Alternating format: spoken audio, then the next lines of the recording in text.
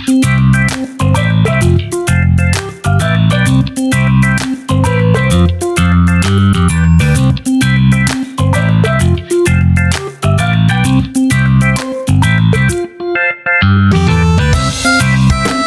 back to my channel Cambosdar. Please like and share, hit notification bell for my video update. Ang Mandanas Garcia ay hindi isang batas, ito ay isang desisyon, ruling, ng Korte Suprema ng Pilipinas.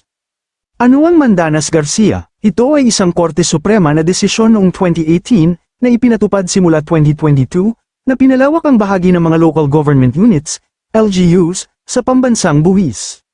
Bakit tinawag na Mandanas Garcia? Pinangalan ito sa mga nagsampa ng kaso. Representative Hermelando Mandanas, Governor, Enrique Garcia Jr. Ano ang naging desisyon ng Korte Suprema? Nagpasya ang Korte Suprema na ang bahagi ng LGUs ay dapat manggaling sa lahat ng national taxes. Hindi lamang sa buwis na kinokolekta ng Bureau of Internal Revenue.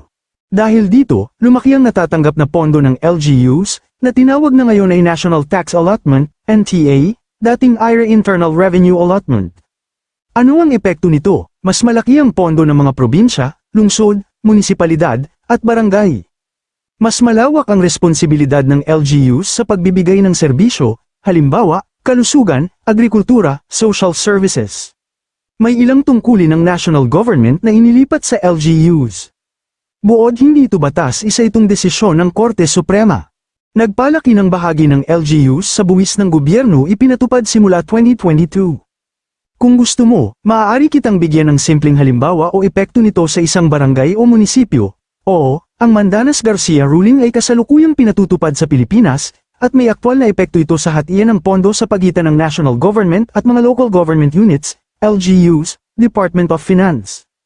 Ano ang Mandanas Garcia ruling? Ang Mandanas Garcia ruling ay isang desisyon ng Korte Suprema ng Pilipinas, Supreme Court, noong 2019, na nag-utos na ang National Tax Allotment, NTA, o dating IRA share ng mga LGUs ay dapat batiin hindi lamang ang koleksyon ng Bureau of Internal Revenue, BIR, kundi lahat ng national taxes ng gobyerno maliban sa mga nakalaan sa Special Purpose Funds at iba pang deduction.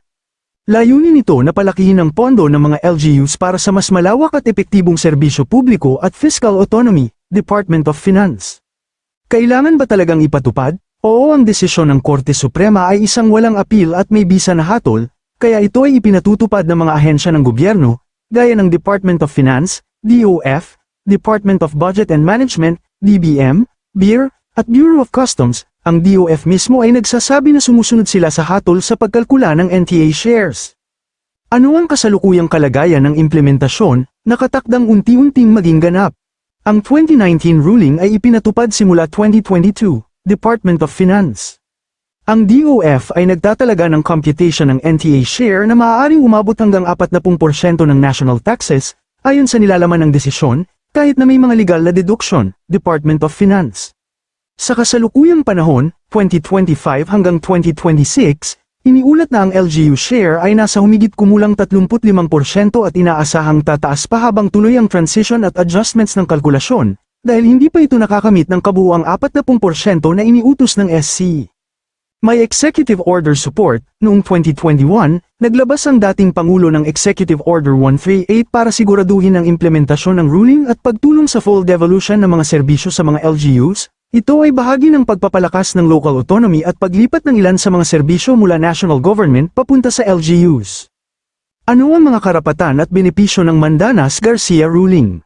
Ang pangunahing karapatan o benepisyo ng ruling ay mas malaking share ng pondo para sa mga LGUs. Mas mataas na bahagi ng national tax revenue ang napupunta sa mga lokal na pamahalaan para sa kanilang paggasta sa mga serbisyo tulad ng health, edukasyon, infrastruktura at iba pa, Department of Finance. Mas malawak na fiscal autonomy. Binibigyan ng ruling ang mga LGUs ng mas malayang kapangyarihan sa pagbuo at paggamit ng kanilang pondo, Department of Finance. Pag-devolve ng serbisyo mula national hanggang local. Bahagi rin ng implementasyon ang paglipat ng responsibilidad ng iba't ibang serbisyo sa mga LGUs, para mas mabilis ang paghahatid sa komunidad. Pantay-pantay na hatian. Ang ruling ay naglalayong itama ang lumang sistema kung saan hindi na ipapamahagi ng patas ang kabuuang koleksyon ng national taxes sa mga LGUs, Department of Finance. Karapatan ng LGUs base sa ruling. Karapatang makatanggap ng mas malaking NTA share batay sa totoong kabuuang national tax collections, Department of Finance. Karapatan na magkaroon ng mas malakas na fiscal autonomy at kakayahang planuhin at gastusin ang pondo para sa lokal na serbisyo, Department of Finance. Karapatan na humiling ng transparency at tamang implementasyon mula sa mga national government agencies. Buod, ang Mandanas-Garcia ruling ay pinatutupad na ngayon at may epekto sa hatian ng pondo ng LGUs para sa mas malawak na serbisyo publiko sa Pilipinas, Department of Finance. May legal na lakas ito dahil ito ay desisyon ng Supreme Court na ipinatutupad ng mga kaukulang ahensya, Department of Finance. Ang mga LGUs ay may karapatan sa mas malaking bahagi ng national taxes at mas malawak na fiscal powers, Department of Finance. Kung gusto mo, pwede kong ibigay ang mas detalyadong teksto ng mismong desisyon ng Korte Suprema o mga aplikasyon nito, halimbawa, kung paano eksaktong kinakalkula ang NTA share, hindi taxable sa binibigyan nito ang Mandanas-Garcia ruling. Paliwanag ang Mandanas-Garcia ruling ay nag-utos na palawakin ng National Tax Allotment, NTA, ng mga local government units, LGUs, bilang kanilang just share sa national taxes. Ang NTA ay hindi tinuturing na income ng LGU, kundi bahagi ng koleksyon ng national taxes na ibinabalik sa kanila. Dahil dito, hindi ito sakop ng income tax legal na batayan, sa madaling sabi. Sa ilalim ng National Internal Revenue Code, NIRC, ang mga LGU ay exempt sa income tax. Ang NTA, dating IRA, ay statutory allocation, hindi kita mula sa negosyo o serbisyo. Mga paalala kahit hindi taxable, ang paggamit ng NTA ay may mga limitasyon at patakaran earmarking, COA rules. Kung may kinita ang LGU mula sa paggamit o pag-invest ng pondo, interest income mula sa bank deposits, yun ang maaaring magkaroon ng ibang tax treatment depende sa uri at umiiral na patakaran. Kung gusto mo, maaari kong ipaliwanag kung paano ito naiiba sa locally sourced revenues o kung may epekto ba ito sa withholding taxes ng LGU, maikling sagot, oo, sakop ng Mandanas-Garcia ruling ang IRA, ngayon ay NTA, na ibinibigay sa barangay, pero hindi ito galing sa buwis ng city, municipal LGU, galing ito sa national taxes. Mas malinaw na paliwanag, ano ang Mandanas-Garcia ruling? Pinalawak nito ang base ng national taxes na pinanggagalingan ng LGU. Dati, internal revenue taxes lang, ngayon, lahat ng national taxes, maliban sa ilang exempted, ang kasama. Kasama ba ang barangay? Oo, ang barangay ay isang LGU, kasama ng probinsya, lungsod, at munisipalidad. Kaya ang bahagi ng barangay sa NTA ay sakop ng Mandanas-Garcia. Saan nanggagaling ang pondong ibinibigay sa barangay? Ang IRA, NTA ng barangay ay direktang galing sa national government, hindi sa koleksyon ng buwis ng city o munisipyo. Ibinibigay ito ng national government ayon sa formula sa local government code.